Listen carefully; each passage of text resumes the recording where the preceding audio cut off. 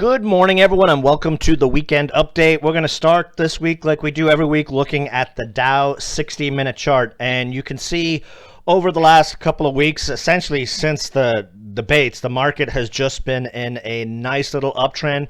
The only real shakes we've seen on this market are when we get some sort of tweet or nonsense about there being no deal with the stimulus and then a deal with the stimulus. The market already, I think, has figured out who they want to win the presidency. It's just a matter of us getting through the stimulus. And that's why we continue to have this uptrend in place. If we look at the daily chart, we broke through that downtrend line on the Dow daily chart. And, the thing is, you'll see it more prevalent on the NASDAQ stocks. But, as we continue to move up, the volume gets lower. When we sell off, the volume gets higher. Not exactly a bullish thing, but again, that's the reason I have mentioned that I have a neutral stance on the market. And by that, I mean it's a day trade focus, light swing plays, not a whole lot of swing plays overnight. I'm playing whatever sector momentum we have, and that is the plan into and out of the election, just because things are really bizarre out there. If you're heavy long, it only takes one tweet and the floor falls out of this market and you're in trouble. Likewise, if you are short in this market, as you know, one tweet can blow your short out of the market. Neutral stance, I believe, is the best way forward, at least into the election. Now, speaking about the QQQ, this is the tech-heavy NASDAQ. It also, like the Dow, has broken out, but you can see here it's even more prevalent on the QQQ. Just heavy selling when we have red days and very low volume when we have the green days. Now, there's a lot of chatter out there that we have that options whale back manipulating and buying massive positions in tech stock options, which again causes them to push the actual stocks higher. But, we're still in an upward bias right now. Things are probably going to get crazy over the next couple of weeks. So, be nimble, be high cash. What we are seeing in these markets right now, it has been like this for the last 20 years going into presidential elections. This is nothing new. I will say some of my best trading years and months have been right after the 6 to 9 months after presidential elections, and it doesn't matter who wins. The market breathes a sigh of relief, and up we go. Now, Goldman Sachs did come out this week in the last few days, and their expectation is the market is anticipating a blue wave, and that is not a bad thing according to Goldman Sachs. A blue wave could mean massive amounts of money pumped into the system. Even though you're going to see taxes go up, there's going to be so much money sloshing around there that GDP is going to go up 2%, at least according to them. So that's the feel that the market has right now.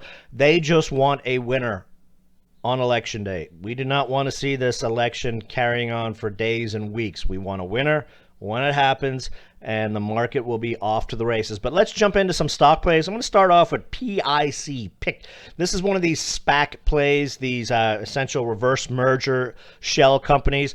They got beat over the head in the last few days as there was a coordinated attack on the major TV shows calling these things overbought, etc., etc. You know who I'm talking about. I'm not going to mention them out here.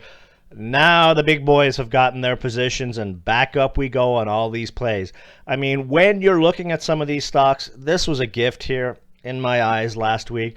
The floor on these stocks, the way these SPACs work, these special acquisition stocks, the shares are capped at $10. The lowest they should go is $10. It's like a money market fund that will always trade around $1. Once in a while, it might dip under if there's a really bad thing going on out there. But $10 is the base. So here we're buying with 5-10% downside risk with potential for 20 to 40% or more in the near term. Nice chart here. We probably want to see a break over 1125, and you'll start to see everyone roll back into this one here. But this is an excellent pickup that we had last week. Deeply oversold on all the indicators. Time for this one to continue its move higher. Quick mention on ADMP. I mentioned this one last week on the way the candle had set up going into Mondays, that it usually indicated a bounce was coming, and boy, did this thing bounce, and it just kept going. No news. Nice move higher. Broke through that resistance level. So if you're in this stock right now, 86 to 90 would be your trailing stop on this stock, but it just looks great. It'll probably consolidate here in the 90s if it doesn't get news and continue to run this week. But the way this chart's setting up, a move up to 120, 140, 50 area in the near term looks very, very doable. Now, ARPO, this is my other favorite. Actually, I got to say, this is my top favorite swing COVID play. This is one of the most undervalued COVID plays out there, period. Loaded with cash, partnered with big companies. The U.S. military is paying for their COVID trial for one of them. This has been trading back and forth in a great range. This is a nice pickup zone here for the swing accounts. When they get big news, they're going to probably be fighting to buy this thing over $2. That's just my expectation when we do, if and when we do get that good news on this one. Quick mention on auto. These are the, AutoWeb online car sales. Just a beautiful, beautiful chart set up here. Positive MACD cross Friday. 340 break. Gave us a nice pop out of the blue on Friday. You'll probably see a lot of the Twitterati start to look at the stock on the move over 4 with eyes on 5+. Now, we had a lot of momentum last week on electric car stocks.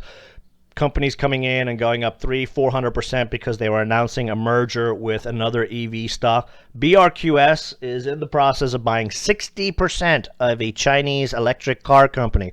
What do you think this stock could do if that press release dropped Monday?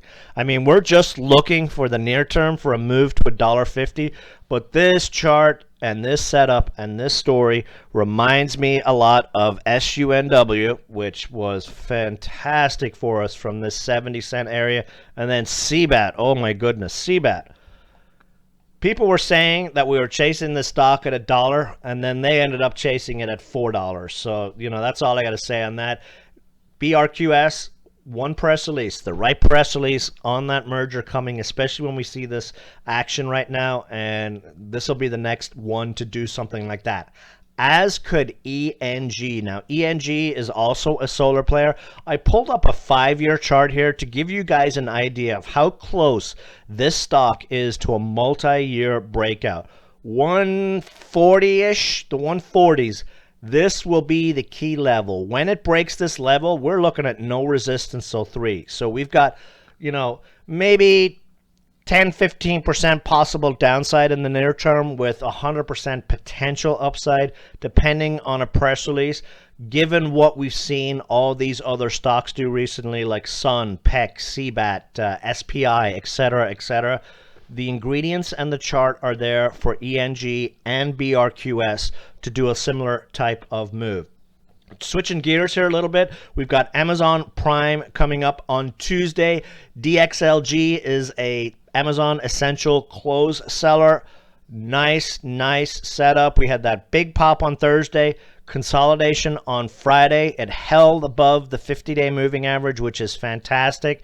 35-cent break. We're looking at the 50s on this one. The other play that we're doing on that is Naked, another seller. This is a penny junker in the basement, but there's not very much downside risk on this one.